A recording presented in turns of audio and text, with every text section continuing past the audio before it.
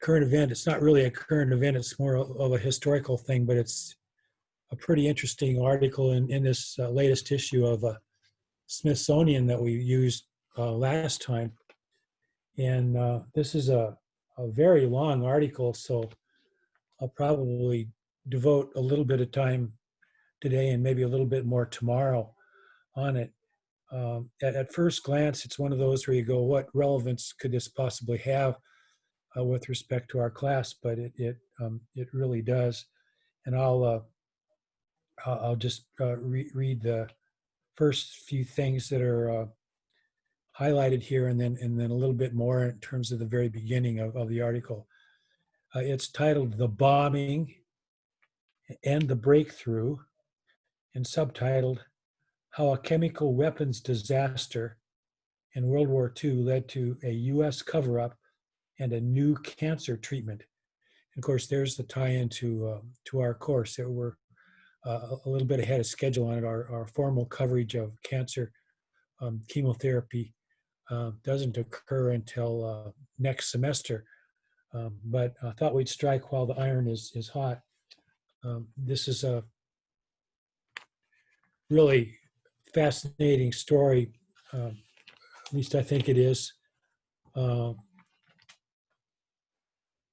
must say that for many years I've done a little bit of work in an academic sense, not in a research sense, but in an academic sense with chemical warfare, and have given a few lectures about chemical warfare along the way. It's a very drastic form of toxicology, of course. One of the interesting things about this article is the World War II setting, because if you kind of look at the history of chemical warfare, formal, scientifically based, if you will, chemical warfare, it only has a history of about 100 years. And if you take a look at that history, the real developments occurred about the time of World War I. And then the history books say that really there wasn't that much with chemical warfare in World War II, and then more a little bit later on in Korea and Vietnam and so on. But this article sheds a little bit of light on that aspect of the World War II aspects of it. But as we'll see as we get a little bit farther into it, there's some real connections with pharmacology and toxicology that I hope you will find worth spending a little time on. So here's the introductory aspects of this. So I'll start reading just a little bit from the very introductory parts of this article. It says, only a few miles outside of town, lines of women and children begged for black market food, but here shop windows were full of fruit, cakes, and bread. Young couples strolled arm in arm. Even ice cream vendors were doing a brisk trade. This was from the Italian city of Bari, a Mediterranean service hub, supplying 500,000 Allied troops engaged in driving the Germans out of Italy. Grand waterfront buildings were recently designated the headquarters of the United States 15th Air Force. The liberating Tommies had already chased the Nazis from the skies over Italy, and the British, who controlled the port, were so confident they had won the air war that Air Marshal Sir Arthur Cunningham announced that Bari was all but immune from attack. Turned out to not be the case, however. I would regard it as a personal affront, he said, an insult if the Luftwaffe should attempt any significant action in this area, he said that day at a press conference. 4 days before that, the American Liberty ship John Harvey had pulled into the port with a convoy of 9 other ships, and some 30 Allied ships were crammed into the harbor, packed against the seawall and along the pier. Their holds were laden with everything from food and medical gear to engines, corrugated steel, 50-gallon drums of aviation fuel. Visible on the upper deck were tanks, armored personnel carriers, jeeps, ambulances, Bright lights winked atop huge cranes that hoisted baled equipment up and out. On this particular day at 7:35 p.m., a blinding flash was followed by a terrific bang. It sounds a little bit, if you've been following the news in the last few weeks about this huge explosion that occurred in Beirut, Lebanon, a couple of weeks ago. So that part of it's very similar, but this attack on this Italian port in World War II ultimately varies a lot from what happened in Beirut here recently. The article goes on to say that the ancient port's single anti-aircraft battery opened fire. Then came another ear-splitting explosion, and another and another. And German aircraft flew in low over the town, dropping bombs short of the harbor. Smoke and flames rose from the city's winding streets. So the feeling of invincibility was ruptured pretty rapidly there. As incendiaries rained down on the harbor, turning night into day, gunners aboard the anchored ship scrambled to shoot down the enemy, but far too late. The attacking airplanes fled into the night. The raid lasted less than 20 minutes. Soon a tremendous roar came from the harbor. An exploding ammunition tanker sent a huge rolling mass of flames 1,000 feet high. This does sound a little bit like Beirut here. A reporter for Time magazine noted a fiery panorama. 8 ships were already burning fiercely, he wrote, and the entire center of the harbor was covered with burning oil. A ruptured bulk fuel pipeline sent thousands of gallons gushing into the harbor. And you might think this is irrelevant, but actually all this oil in the harbor does have something to ultimately do with our pharmacological tale here. So this fuel was ignited into a giant sheet of flame engulfing the entire north side of the port. Crews worked frantically to free ships from raging fires, forcing them to jump overboard and swim for it. And here's an interesting comment, and then I'll stop for the day. The attack on Bari was called, quote unquote, a little Pearl Harbor. And I have to admit, I'm no historian of World War II, but I've never heard of this little Pearl Harbor analogy before. This attack shook the complacency of the Allied forces, who had been convinced of their air superiority in Italy. All told, the Nazis sunk 17 Allied ships and destroyed more than 31,000 tons of valuable cargo. More than 1,000 American and British servicemen were killed and almost as many wounded, along with hundreds of civilians. In the crucial days that followed, the task of treating gravely injured sailors would be made even more difficult by wartime secrecy. It would be almost 30 years before the world would learn the truth about what really took place that night, and even today few are aware of the surprising role of the disaster and its impact on the lives of ordinary Americans. So I'll stop with that, and then tomorrow we'll take a look at what this all meant in terms of pharmacology and toxicology, and how signs that they were seeing in the wounded eventually led to research which uncovered these new agents, which are to this very day useful in cancer chemotherapy. So if we look at our textbooks under the cancer chemotherapy assigned reading, we'll see the agents that were talked about historically in this article, and indeed some pretty revolutionary stuff happened in a medical sense as a result of this really horrible attack in warfare on this Italian port. So if anybody has any questions or comments on that, I'd be glad to give it a try. Keith, I can't help but the fact that you brought up chemical warfare is actually pretty outstanding, because the postdoc that I did was at the United States Army Institute of Chemical Defense. So we actually studied, all of the research that we did was with live agents. So we used Soman, sarin, VX, sulfur mustard, and it's like one of the only research institutions in the United States that you can actually get a hold of live agent to do molecular types of research. So as you started talking about this, I felt like it was such a, call back to me to my postdoc. Yeah, thanks a lot, Katie. Yeah, I'm aware of that experience that you've had. That's terrific. And as we proceed through the course, there will occasionally be times where there's some analogy to the chemical biological warfare realms, and will luckily fall back upon your expertise, gladly so, in those situations. So, have you ever heard of this Bari, Italy incident here?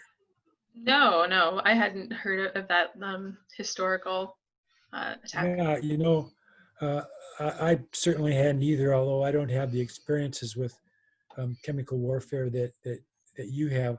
But as we'll find out when I jump more into this again tomorrow, it's by plan, basically, that you and I and everybody else has never heard of this, because there was a tremendous effort that went into to making it secret, not only at the time of the incident back in late 1943, I think it was, but even after that, and is that concluding part said there, it was at least 30 years before really anybody knew anything about it, and to this day, it's still not something that is very widely discussed.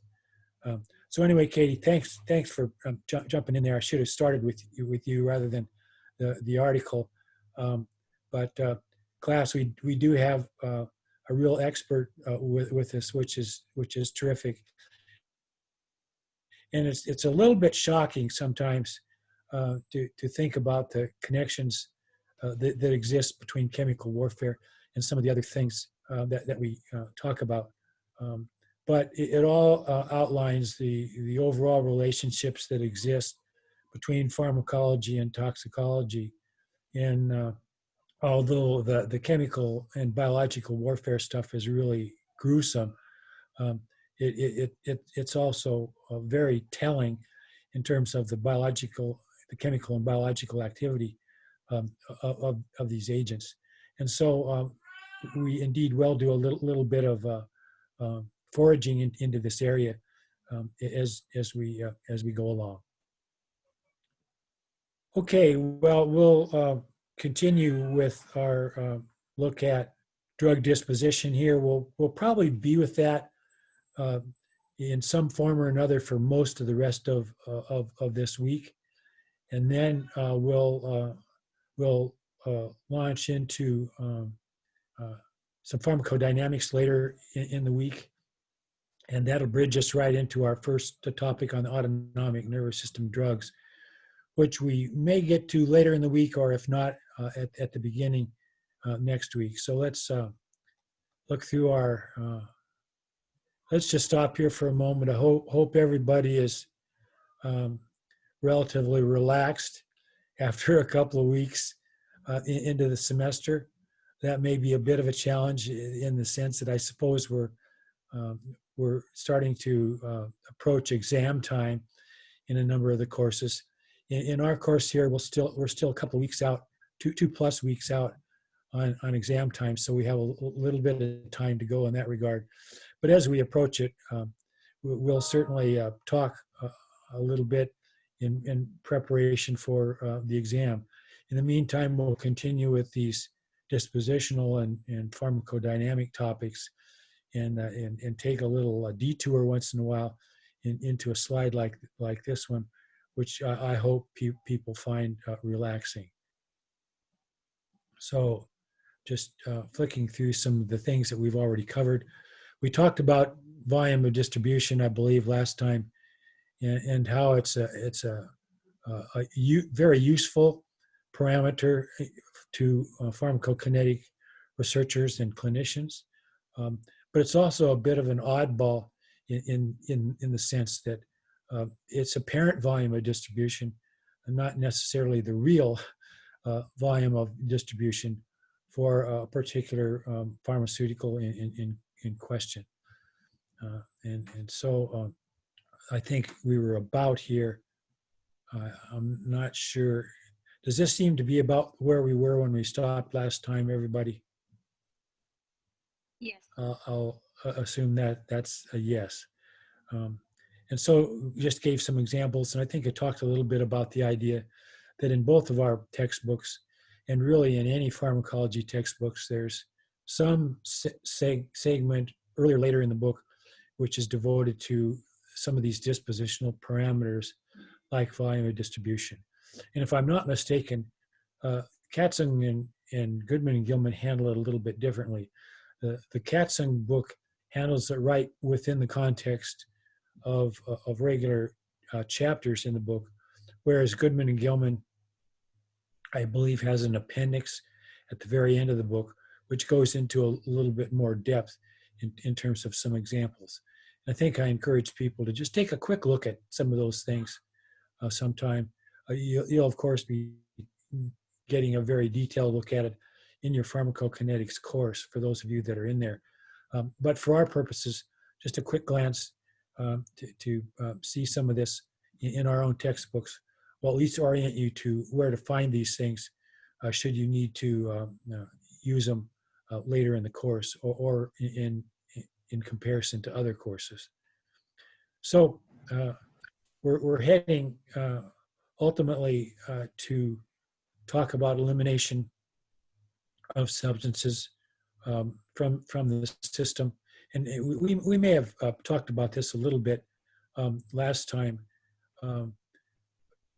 Before we do a tremendous amount with elimination, though, we're going to talk about metabolism a little bit. But before doing that, just to remind ourselves that the kidney and the fecal routes of elimination, or the primary routes of elimination, that there are changes in these parameters that occur with respect to developmental age, nutritional status of the individual, health of the individual, and so on. And other biological fluids can indeed be involved in at least some small percentage of elimination of drugs and or their metabolites. So here's a pictorial cartoon of some aspects of metabolism prior to elimination. One thing that I think we did talk about a little bit last time is that most drug substances, not all, but most drug substances require some level of metabolism prior to being polarized enough to be efficiently eliminated or mostly eliminated from the system. And so we went to the sort of definitional aspect of it in the context of what I just talked about. Metabolism of drugs and other substances is essential for elimination from the body and termination of their biological activity. I think we did talk a little bit about, by termination of biological activity in this slide, what the slide means is you could terminate the activity by the metabolic process itself before elimination, or terminate the activity by elimination from the system. And I think we did talk about the fact that metabolism of a drug substance directly does not guarantee a lowering of its biological activity. For many drugs, that's the case, but for others, it isn't the case. And in some cases, the metabolic process doesn't change the biological activity much at all. And in other cases, it actually increases it. And a great example of that would be in the case of drugs, which are like pro-hormones in the physiological sense, substances which may have some activity on their own or not, but upon metabolism will have activity or greater activity. So that sort of pro-metabolic idea is a very important one. So metabolism is a biochemical transformation of substances that, as we've talked about, leads to greater water solubility and more ready elimination from the body. You can also talk about metabolism in the case of toxicology, and rather than just pharmacology itself. And there are some substances in the toxicity realm, and Katie could enlighten us about this, which actually become more toxic rather than less toxic upon chemical transformation, but many toxic substances also have their activities lowered. So it can go in either direction. You have to tackle that pretty much on a case-by-case basis. So in the next slide entitled Elimination by the Liver, the important concepts really have to do with the definitions of phase 1 and 2 types of metabolism. And I'm going to be fairly brief on these topics because coming up in just a few minutes here, we'll switch over to a PowerPoint which is entirely devoted to metabolism, and a lot of these things will be encountered again at that particular point. But the whole idea about phase 1 and phase 2 metabolism is a crucial concept for us and for people who make their livelihoods by studying pharmacokinetics. So more about that upcoming. So the next slide is titled Liver P450 Systems. And you've probably heard about this already, but the 450 has to do with 450 nanometers. These substances show absorption characteristics at 450 nanometers. So that's an important sort of research angle on it, and a piece of definition that has stuck for a very long time. And this area, P450 metabolism, particularly from liver, was a topic that, believe it or not, actually was around when I was in graduate school. But it's absolutely stunning to me how it's developed since then. And it's become this huge area of research and application to the therapeutic realm also. You'll hear a tremendous amount about these particular metabolic enzymes.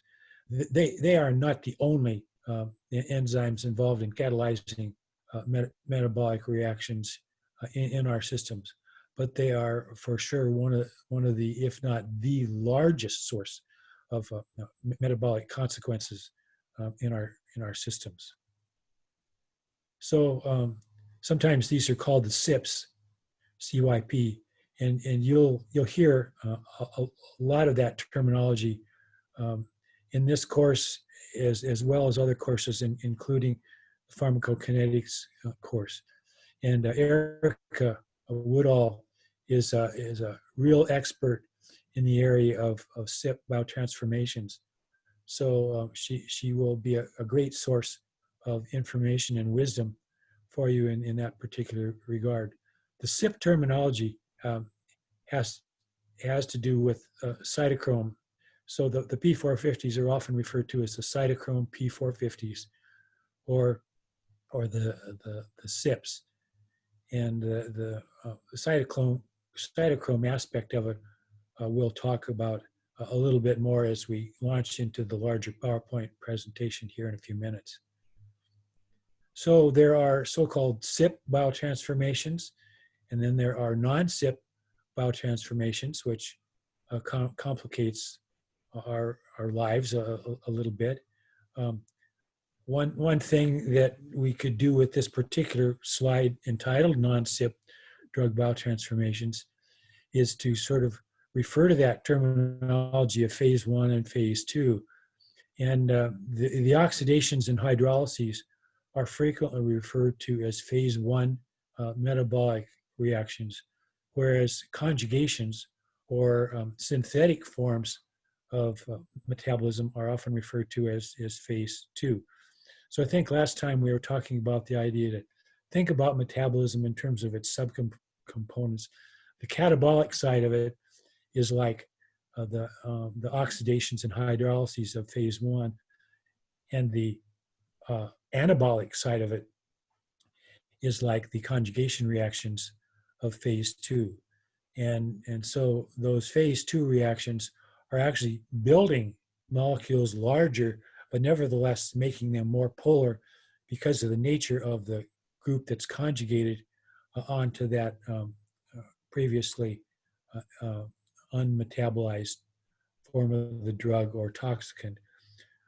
So things like glucuronides, sulfates, acetylation reactions, and so on are examples of major types of conjugation or synthetic metabolic reactions.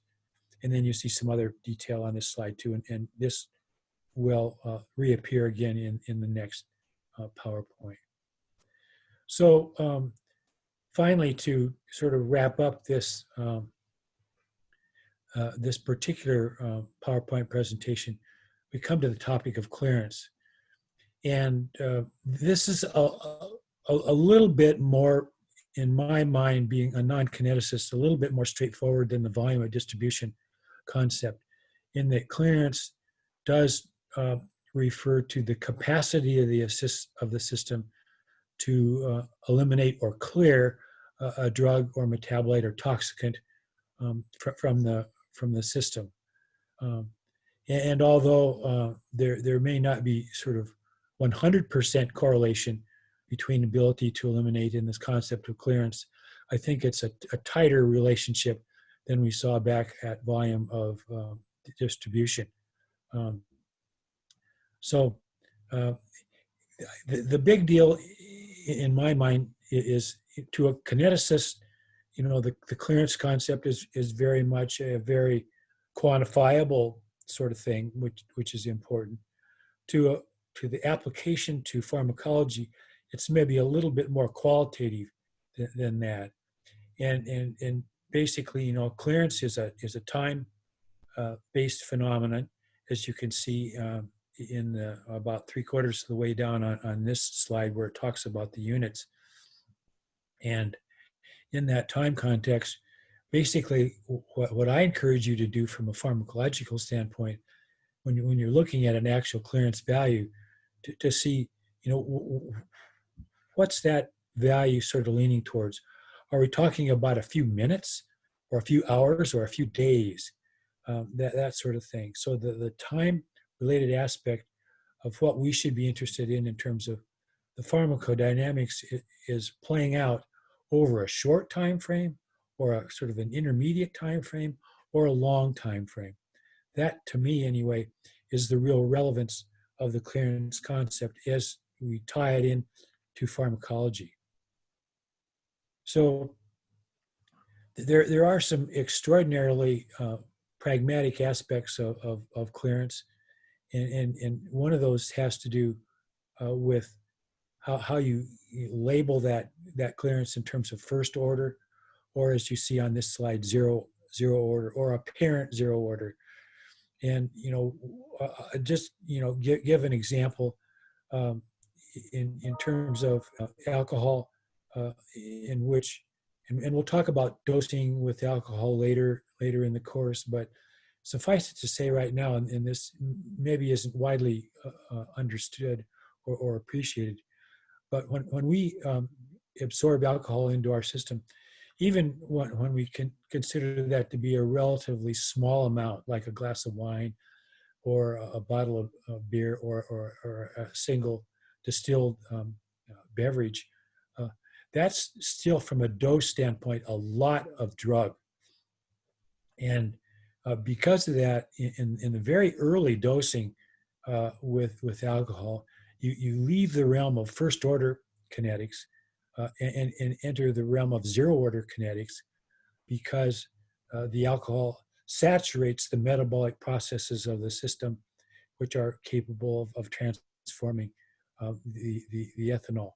And it's that sort of very aspect that when you're talking about 1 or 2 or 3 drinks or whatever it is, that you're able to use those little charts that give you an idea about how much you've had to drink, and what your body weight is, and how long it's going to take for the metabolic system of your body to present enough eliminatable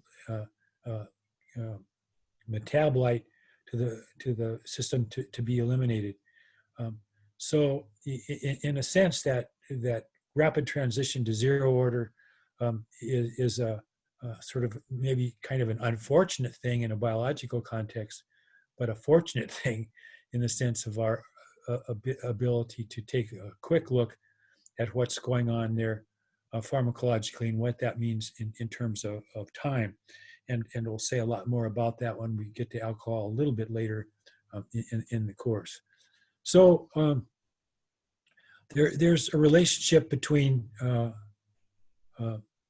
volume of distribution and clearance, which ultimately comes in to the parameter known as half-life. And you folks are familiar with half-lives, from radiation science, for example, or other things that you've already studied.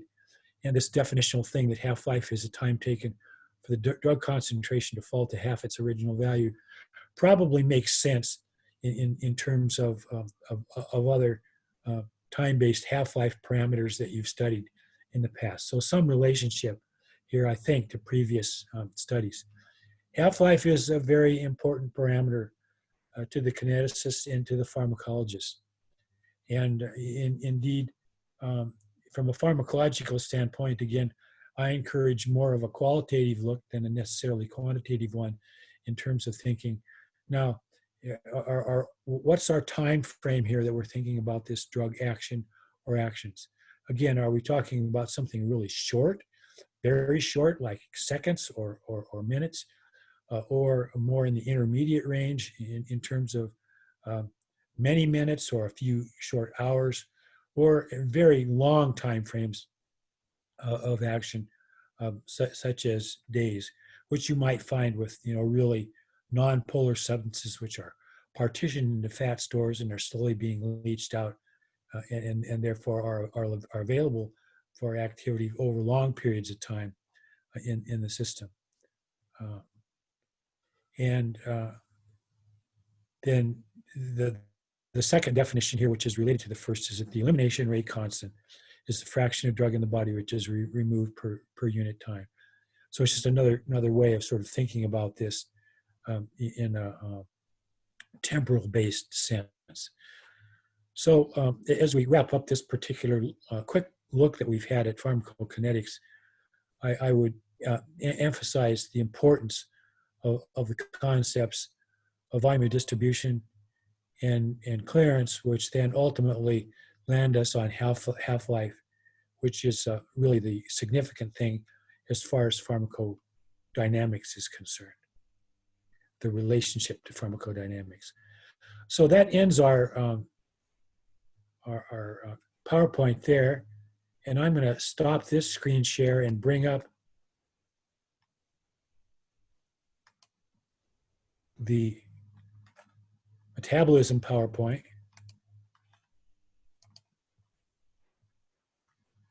And get us onto our slideshow. Okay, so all these kinetic parameters, absorption, distribution, elimination, metabolism are important, but metabolism, it's probably not fair to say it's the most complicated, because I think all these have their complications, but incredible amount of research and clinical emphasis has been placed on drug metabolism in recent years. So the research has mushroomed very, very rapidly. And so I think it deserves our little bit greater attention than we've devoted to some of the other topics, although, again, nothing like what you would cover in a pharmacokinetics course.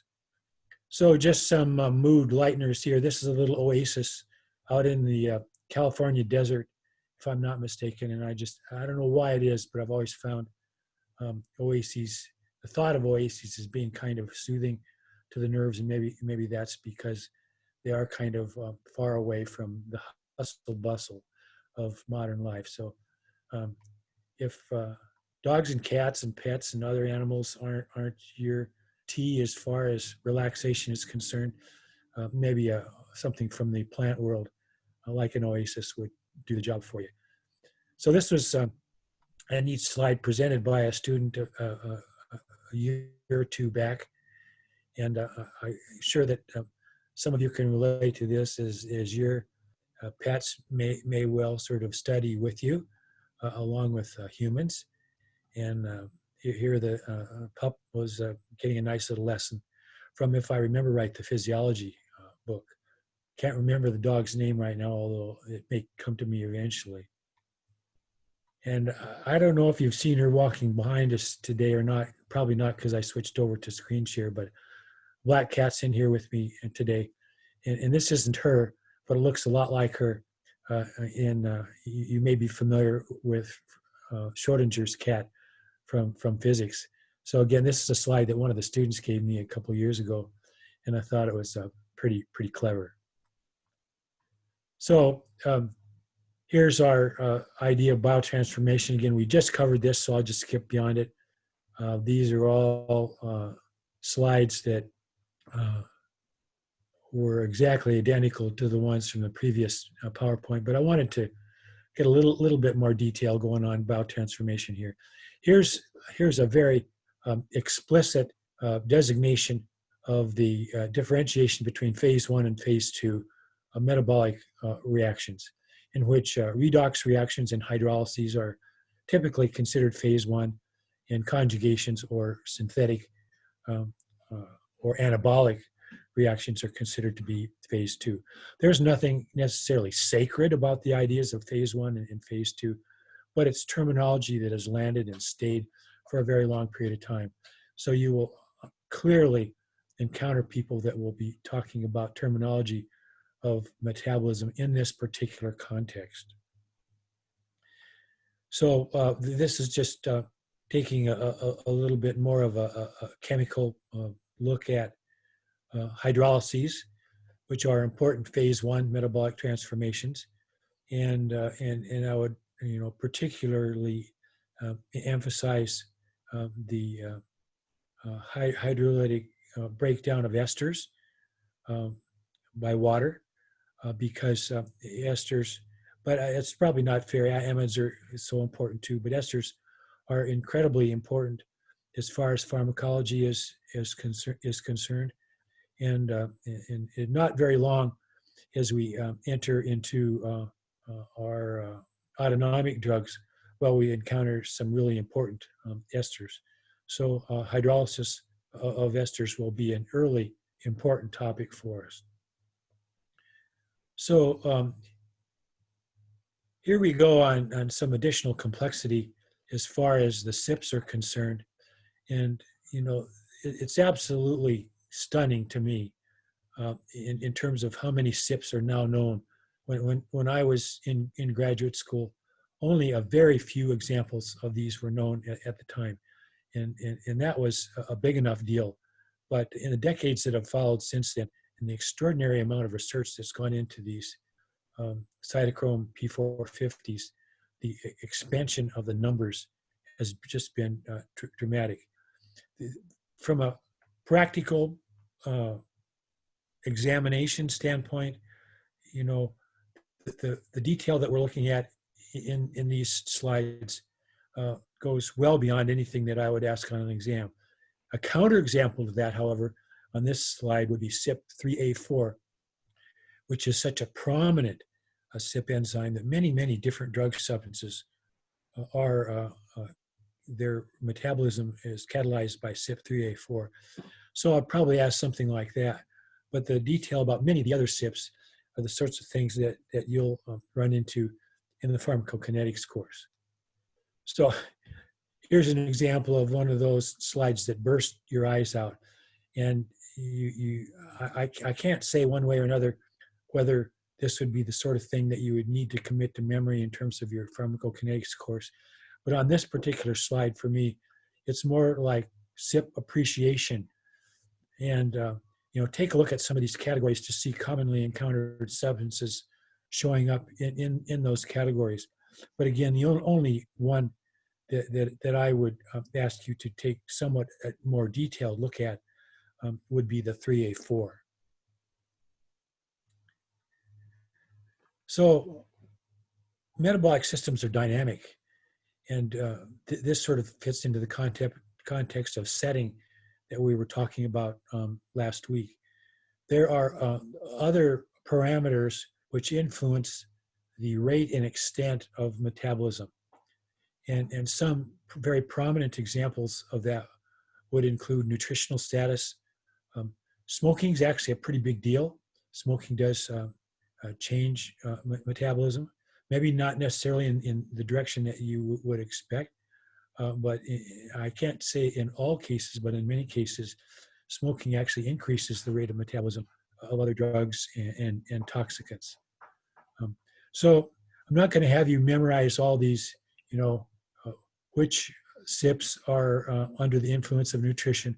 I'm just more interested in the parameters: nutrition, smoking, alcohol ingestion, other drug substances. That's a big deal. And as pharmacists, and many of you probably already know this because you're very much involved in pharmacy already, the presence or lack thereof of other drugs in the system are important determinants as far as the extent and magnitude of drug metabolism is concerned. So from the standpoint of drug interactions, these are important factors. So other drugs, in environmental consequences, such as, for example, smoke in the air. And we ultimately in this course have a really fascinating specialized lecture by Tony Ward on air pollution and the relationships of air pollution to a variety of other things of interest, both here locally because of things like forest fires, but internationally in terms of especially air pollution.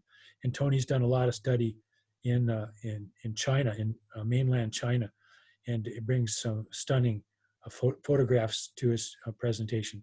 So that's something to look forward to in the future. And then genetics, as Liz was talking about last week, a huge matter and a very significant one in terms of current research that's going on as far as SIPs and other metabolic processes are concerned. So here's a bit of a blow up on SIP3A and gives you some idea of the biochemical structural aspects of this particular SIP, which in a generic sense is important in terms of the other SIPs also, but just using this as an example because of its prominence, and because of its prominence, its significance as far as, can you see the cat in the window walking by, everybody? There she is, not Schrodinger's cat, but the one that in this household is known as Olivia or Moxie from the naming of the pharmacy students. So anyway, we'll start with this slide when we begin again tomorrow. Ultimately transition out of metabolism and into the realm of some transporters, which are so important as far as disposition, but ultimately segueing into pharmacodynamics, which we'll do later on in the day tomorrow. So that's it for today, everybody.